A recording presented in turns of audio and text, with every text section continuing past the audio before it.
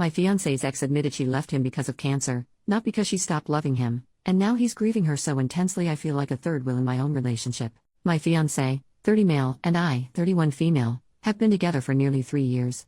We were super excited for our wedding that's gonna take place 6 months from now. I had a hard boundary against exes in the relationship and we both agreed on that.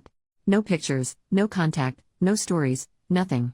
Prior to meeting me, he was in a serious relationship for about the same time as us. However, his ex, 29 female, one day told him she no longer loves him and they broke up. He was heartbroken and it took him months to heal. Since his ex was blocked, her mom contacted my fiancé and told him she had cancer and wanted to meet him one last time. This was a difficult decision considering my boundaries, but I felt really sorry this girl was losing her life so young, so I supported my fiancé's decision to see her, but on the condition I'll be in the same room as them. Apparently, she had developed skin cancer and the doctor had drawn up a prognosis for her a few months before they broke up. The ex told both of us that she wanted him to lead a happy life with a woman who could share a life with him, and wished us well. That's why she lied about not loving him anymore, and that she always loved him all this time. She recently died 3 weeks ago and my fiancé is a complete mess. I can't unsee the way they both held each other's hands, and the look of nostalgia and love in his eyes for her. I just felt like an outsider in that moment. It's so difficult and hurtful to see him cry about another woman who he once loved. I literally can't unhear things he said to his mom in the kitchen one day. I wonder what life could have been like with her. We could have been a happy family of our own. She wanted kids with me and we could have named her Rose like she wanted. Where does this leave me? Why am I in his life still if he'd rather be with someone else? I promised myself that I'll only ever be with a guy for whom I am his one and only and first priority. I saw that in him before, but now I don't know. Trust me, I am not a heartless person and I would rather not put myself in any position where I'll consider myself a monster. But this feels incredibly complicated and extremely hurtful to feel like a third wheel in my once happy and thriving relationship. He has been reaching out to me for support and I gave a listening ear, and he has been telling me so many stories from his time with her, and I didn't like one bit of this. My therapist told me while having empathy is important, I shouldn't have to lose myself in my relationship even if circumstances are hard. 2 days ago, he received a package in the mail and it was from the ex's sister. Apparently it was a photo album from their old times that the ex wanted him to have. My fiancé held it so gently and even teared up little. And I literally broke down on the floor crying, having a panic attack. I think I almost unloaded all of what I've been feeling, the third wheel, the unfairness of the whole situation based on what my boundaries around exes had been, my anger at the ex for inserting herself in our lives for no good reason when both of us were literally so happy with how things were panning out regarding our wedding, questioning where his loyalties lied, and I think I did it in one of the most hurtful ways. I told him that we need to pause our wedding plans for now and wanted a week or 2 off to think about our relationship. I'm at my sister's place and haven't been able to sleep or eat properly ever since. It's almost as if I'm falling out of love with my fiancé and he has been calling me and texting me nonstop. I feel so guilty right now. He had self-destructive tendencies years ago and I am afraid I might trigger that.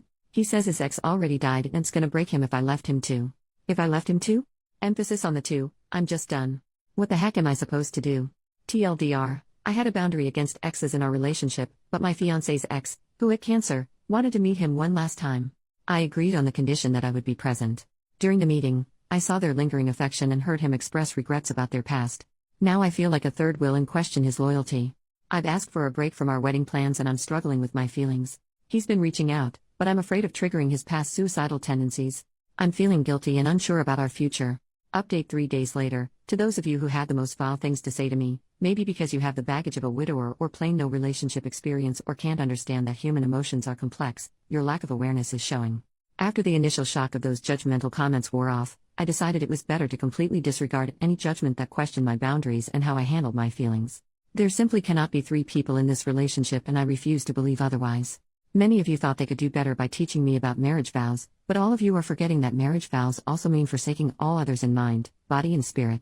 She might be not physically present, but he would be in a different headspace emotionally. A part of him permanently will belong to her memories and there's nothing wrong with that inherently, but it's just not for me. Some of you have different standards for partnership and that is okay. What is not okay is shaming those that have them and pretending you are better than me and would have not felt heard if you were in my shoes.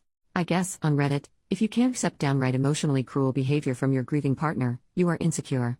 Guess what? I'd rather be insecure than accept that my partner's heart longs for someone else. There were also some Redditors that were truly a piece of work because they assumed that my therapist was stroking my ego. Why do you assume that your opinion matters more than that of a literal professional? Lol, and no, it was she who advised me to be flexible about my boundaries when I supported my ex to see his ex.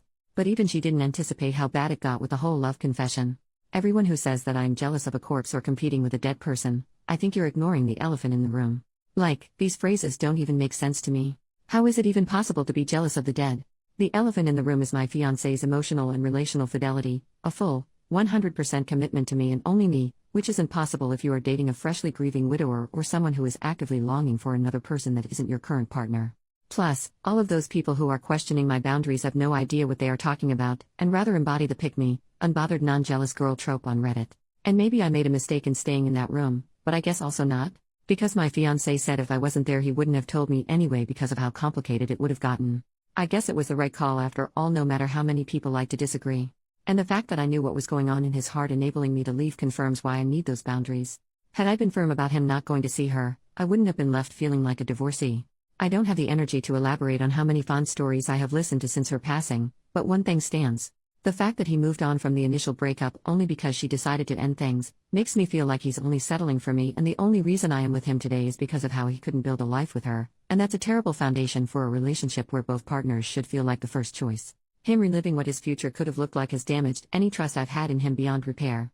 I can't unhear things he has said, and I don't think I'll ever recover from the damage it has inflicted on both of us. Stepping outside of my situation has allowed me to see things differently, and I recognize this wasn't his fault. He was experiencing grief all over again, but also it wasn't fair to me. It's frankly not the kind of relationship I wanted, which came with such a profound baggage. And you may ask why? Maybe because I do realize that I don't have to set myself on fire to keep others warm and act as if everything is fine. A lot of comments have pointed out how poorly the ex also handled a confession, which shouldn't even have taken place at all. I forgive her because I think she unfairly paid for the loss of my relationship with her life, and she didn't deserve that. I think her last-minute theatrics didn't end well for my relationship because life isn't a movie and there are real feelings involved. So yes, I broke up with my fiancé, and it was not pretty.